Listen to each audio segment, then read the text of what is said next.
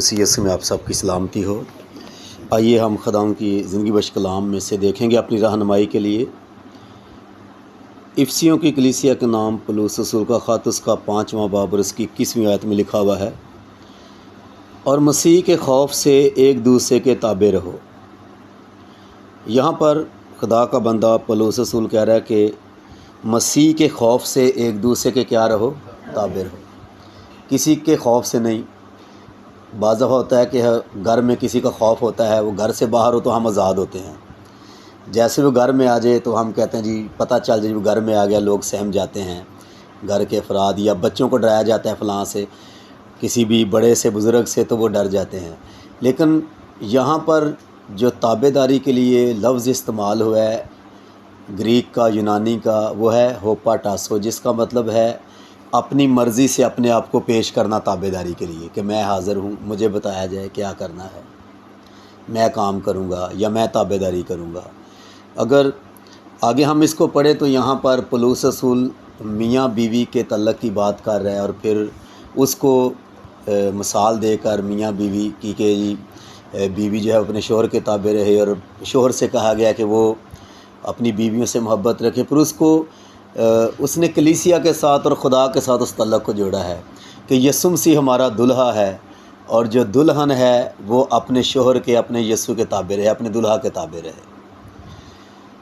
जिसने अपना आप ही दे दिया, अपनी जान दे दी, ऐसा मोहब्बत करने वाला दुल्हा।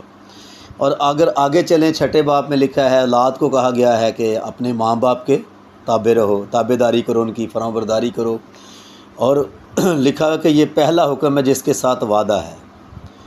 जो 10 हुक्म हैं उनमें ये पहला हुक्म है। और चूँकि खुदावंद ने मूसा को 2 लोहों पर, पत्थर की 2 लोहों पर हुक्म लिख कर दिए थे, जो दूसरी लोह थी उस पर ये पहला हुक्म था जो ऊपर लिखा हुआ था। और ये वाहिद हुक्म है जिसके साथ वादा किया गया है कि अगर तू अपने माँ बाप की फरमाबरदारी करेगा तो तेरी उम्र ज़मीन पर दराज होगी, इसी दुनिया में अजर है। और आगे फिर नौकरों को कहा गया है कि वो अपने मालिकों के ताबे रहें। भाई जहाँ हम जॉब करते हैं, हमारे जो बॉस हैं या हमारे सुपरवाइज़र हैं, मैनेजर हैं, या अगर कोई मज़दूर है जो उनके मालिक हैं, उनको कहा गया है कि वो अपने मालिकों के ताबे रहें। वहाँ पर अलग लफ्ज़ है ताबेदारी के लिए। वहाँ पर जो लफ्ज़ है वह है हो पाको, जिसका मतलब है किसी की सुनकर ताबेदारी करना।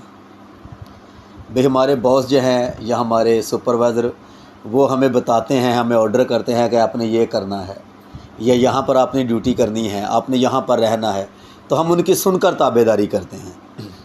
लेकिन यहाँ पर जो बात हो रही है कि मसीह के खौफ से एक दूसरे के ताबे रहो, यहाँ पर पेश करने की बात हो रही है कि अपने आप को पेश करना ताबेदारी के लिए। और अगर खुदा का कलाम हमें ताबेदारी के लिए कह रहा है तो खुदावंद यीशु मसीह ने अपने आप को वो ताबेदारी करके दिखाया, उसने पेश किया अपने आप को ताबेदारी के लिए। कलाम लिखा है कि उसने बावजूद बेटा होने के दुख उठा कर फरमाबरदारी सीखी। बावजूद बेटा होने के, यानी ये बताया जा रहा है कि उसके पास सारा इख्तियार था, वो सब कुछ कर सकता था, उसके बावजूद उसने अपने आप को खाली कर दिया। भाई ताबेदारी का मतलब है अपने आप को खाली कर देना, अपने आप का इनकार करना कि भाई मैं कुछ नहीं। और ताबेदारी में फिर दुख सहने पड़ते हैं, मुश्किलात सहनी पड़ती हैं। भाई यीशु ने करके दिखाया, उसने आसमानी बाप की ताबेदारी की, उसे दुख सहने पड़े, बल्कि उसे लान तान किया जा रहा है, उसे कांटों का ताज पहनाया जा रहा है, उसके हाथों पे कील लगाए जा रहे हैं, लेकिन ताबेदारी करना नहीं छोड़ी। और आज अगर हम देखें कि बाज़ दफ़ा ये होता है कि जो माँ बाप हैं, किसी बच्चे को अगर कोई काम 2-3 दफ़ा कह दें तो कहते हैं कि मैं ही रह गया हूँ, मैं ही नज़र आ रहा हूँ, कि दूसरा आपको नहीं नज़र आ रहा। सो यीशु मसीह ने अपने आप को जब ताबेदारी के लिए पेश किया तो फिर कलाम में लिखा है कि आसमानी बाप ने उसे वो नाम दिया जो सब नामों से आला है। ये ताबेदारी का अजर है जी, किसी वो नाम बख्शा जो सब नामों से आला है। और लिखा है कि हर एक घुटना, ख्वाह आसमानियों का है ख्वाह ज़मीनियों का, वो यस्सु नाम के आगे झुकेगा, और हर एक ज़ुबान ये इकरार करेगी कि यस्सु ही खुदावंद है। ये अजर है जी ताबेदारी का। और फिर हम देखते हैं कि यीशु मसीह ने कहा कि मैं जाता हूँ ताकि तुम्हें दूसरा मददगार भेजूँ। रूल कुद्दस के बारे में पाक रूह के बारे में कहा, और रूल कुद्दस आया और यीशु मसीह ने कहा वो मेरी बातें तुम्हें याद दिलाएगा। सो यीशु मसीह ने कहा कि लूका की इंजील में भी लिखा हुआ है कि इंसान का हर एक गुनाह माफ़ कर दिया जाएगा, लेकिन अगर कोई रूह के ख़िलाफ़ कोई बात कहेगा तो उसकी माफ़ी नहीं है, ये अजर है। और अगर पतरस के पहले ख़त को पढ़ें तो वहाँ पर हमें मिलता है कि ताबेदारी की बात हो रही है। वहाँ पर भी खुदा का कलाम ताबेदारी के तल्लक से बात कर रहा है। पतरस जो है वो ख़त लिखते हुए कह रहा है कि बेटियों को ख़ास कर वहाँ पे बात कर रहा है कि तुम्हारा जो सिंगार है वो ज़ाहरी ना हो, बातनी हो, तुम्हारा बातन जो है वो कलाम से वो संवरा हो, कलाम का सिंगार हो, कलाम का जेवर हो। और वहाँ पर हमें मिलता है कि वहाँ पर लिखा है कि ताबेदारी में कशिश है, ताबेदारी खींच लेती है। और इसी तरह ताबेदारी जो है वो गैर फ़ानी सिंगार है, और ताबेदारी जो है वो खुदा के नज़दीक काबिल कदर है। खुदा इस चीज़ की कदर करता है, रिस्पेक्ट करता है अगर कोई ताबेदारी करे। और फिर ताबेदारी जो है वो एक दलेर रूहानी ज़िंदगी की अलामत है। हमारे अंदर दलेरी होगी अगर ताबेदारी है।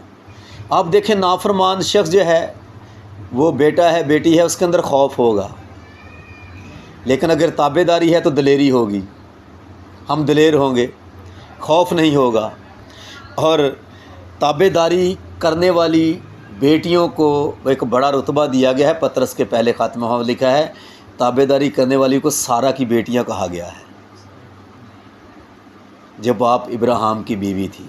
तो ये मैं समझता हूँ कि कम रुतबा नहीं है कि एक ईमानदार जो है औरत जो है सारा जो है उसकी बेटियां कहलाना कि भाई ये सारा की तरह ताबेदारी कर रही हैं।